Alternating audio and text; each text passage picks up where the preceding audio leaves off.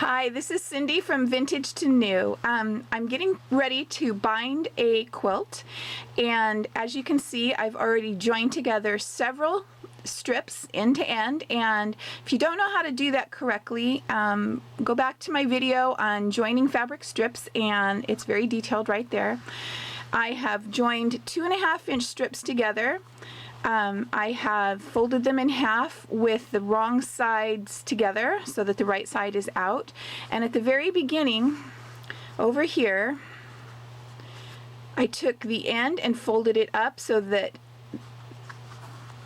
this edge here gets folded up to the edge there, pressed, and then folded it up.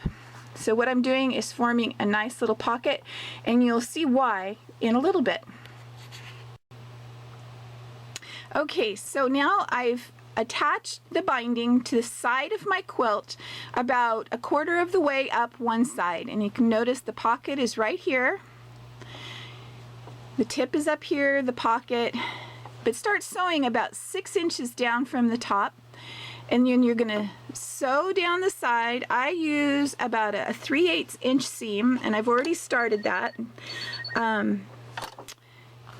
And you sew until you get to 1/4 inch from the end. Let me show you. I've added a pin right here that's at 1/4 inch before the end of my quilt. So down to it, very carefully, back stitch.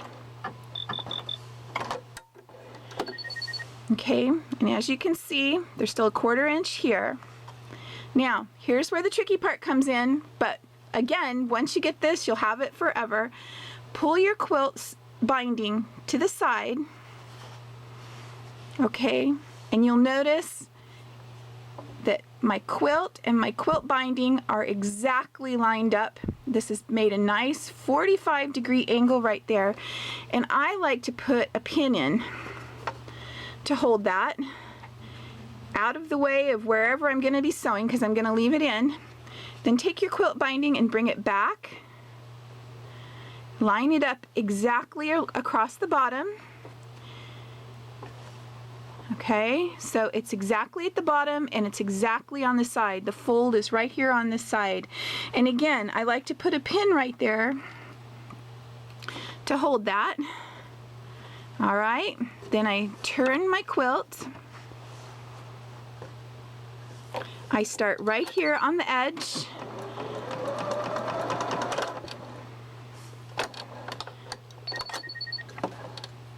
Of course, it doesn't want to cooperate when you're trying to film. Okay, right on the edge. I backstitch a little. All right. And then we're going to sew all the way to the next corner. Okay, I'm up to my next corner. See, I've marked my 1/4 inch again. Right up to it, but not on your pin. Back up. Clip your thread. Okay, now remember, we're going to go so that the bottom and the edge of my binding are absolutely straight across. Add a little pin. We're going to flip it back over so that the bottom and the side of my binding are completely even, and the fold is right along that edge right there. Put in another little pin. Okay, way out of the way of where I'm going to be sewing. All right, we're going to put down our foot. Hopefully we'll start right out this time. Good. We're going to sew to the next edge. Okay, I've repeated that corner turn that will give me very nice mitered corners on each corner. And as you can see, I've made it all the way back up to where my pocket is. Now, what you're going to do is fold this down over your pocket, go down to just right above where you started sewing, and clip it like so. All right, now you're going to take this and you're going to tuck it in. Let me move this up a little. Okay, you're going to take your tail, tuck it in to the pocket, fold your pocket back up, and then you're going to take just a minute to make sure that you get it in nice and tight, nice and straight, so that it fits in the pocket well. The side edge is lined up. You're going to take out this pin that's holding that part up because you don't want to run over that, forgetting that it's there. All right. Now you're going to just sew down. And as you see, that tail is caught in that little pocket right there, and it goes clear down to where we started sewing. And you're going to sew. Take out your pin to right where we started. Cut your thread. And as you see, your tail is tucked right in. Now we're going to take this whole quilt over to the press board and we're going to press it open, and I'll show you.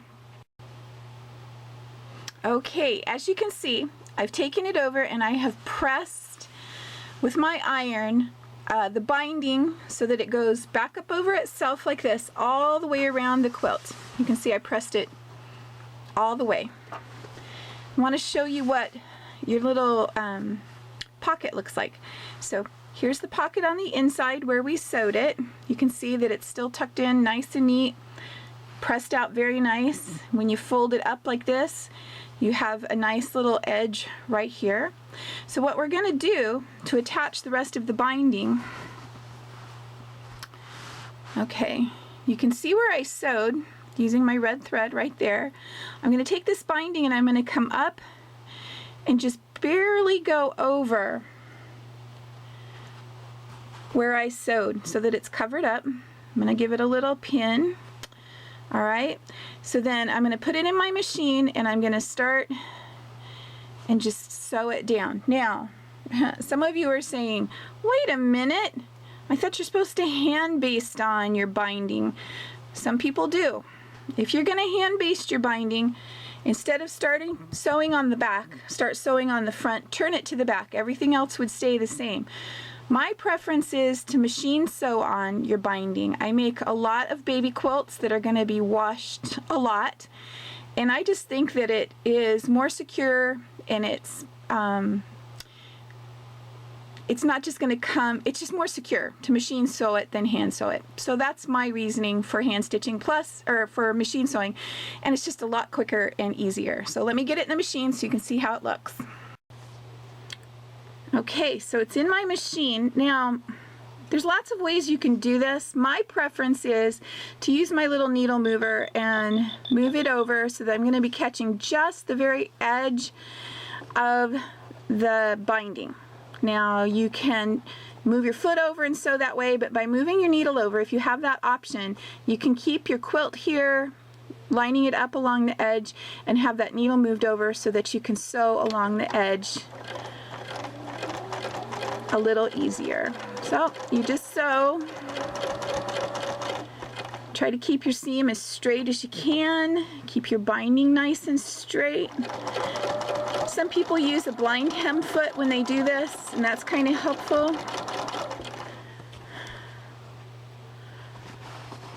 Anyway, you just sew till you get to the corner, and I'll show you what that looks like. Here I am. Okay, here I am. I have sewn all the way up to the corner. I'm going to sew all the way to the edge of the quilt. Okay, see, stopped right there at the edge. Back it up. Cut my thread. You can see I sewed right up to there. Now I'm going to take this and I'm going to get all my threads out of the way. I should trim those off. Turn it up so that I get a perfect miter right at the corner. I'm going to turn it, keep working that to get it to the perfect miter. Okay, I'm going to turn it. Now I'm going to place it under there. And because this is so hard, sometimes a little stylus tool works really good to help you get started. If you don't have a stylus tool, I'm not a big one for going out and buying all kinds of new little tools. The end of a chopstick, you know, a little teeny screwdriver that you use on your sewing machine, anything to poke that up in there so that you can keep going. Okay, we're just going to sew the rest of the way down until we get back to where we started. Okay, as you see, here's our little pocket, and when I started sewing the binding on, I sewed about 1/2 inch into that pocket because I like to be sure that it's not going to get stretched or pulled out of shape when I'm coming around the quilt. So then you just sew it right up until where you meet. Give it a little back stitch, cut your thread, and your binding is attached. Okay, here's what your mitered corners will look like doing the techniques that we just did. You have a pretty nice miter in your corner. The back will look something like this. Now, the techniques I'm showing you are very good basic techniques. Some people have very elaborate ways of combining the two ends of the quilt binding together, and it's a little tricky to learn. The one I showed you is really quick and really easy, works very well, and is very suitable for quilts, but it's much better for somebody who's just starting out. The binding, sewing it on versus hand stitching it, like I said, it's a personal preference. I'm not going to enter this in the fair or anything like that to try to get a ribbon or to try to show it off. This is going to go to a little boy who I hope will love it and carry it around with him and drag it around, and it'll have to be washed all the time. So anyway, I hope you enjoyed the video, and it will be in conjunction. I will have this pattern for this quilt on my website with instructions on how to do the entire quilt. I really appreciate you listening, and I hope you enjoyed the video. Talk soon. Bye.